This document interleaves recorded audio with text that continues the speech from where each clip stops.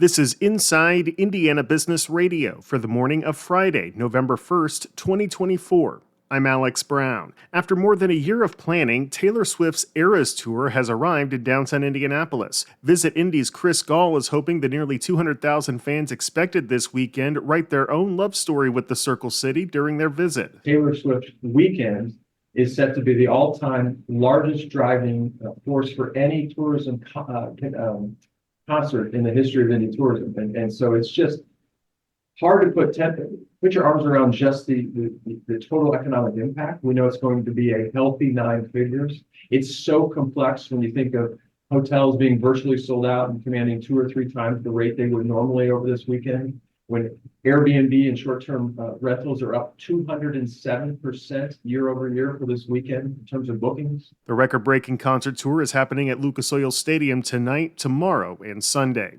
Las Vegas-based Full House Resorts is eyeing a new site for its proposed casino near Fort Wayne after hearing concerns from New Haven residents about traffic. The company is vying for legislative approval to move its gaming license from Southeast Indiana and build a $500 million casino along the Interstate 469 corridor, now near State Road 30. In the first set of plans released to the public, Full House said it had land under option near the intersection of I-469 and State Road 24, about 6 minutes away from the new location.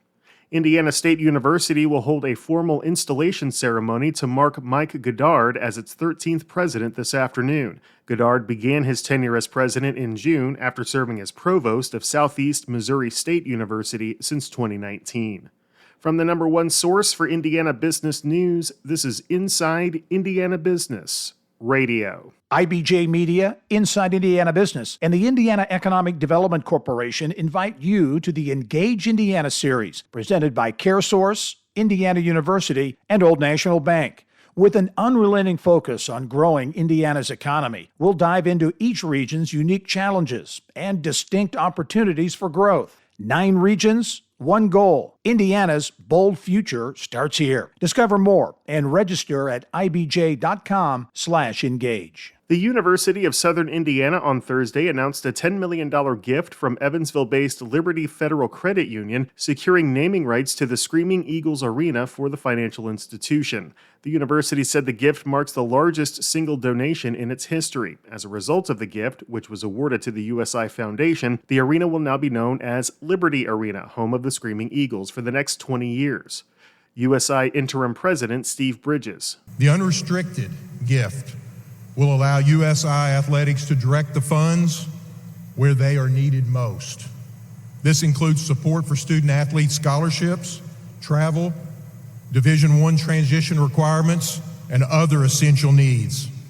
This generous gift represents a significant boost to USI Athletics, positioning the Screaming Eagles for continued success in our Division I journey. The donation is also the largest gift Liberty Federal Credit Union has made to date.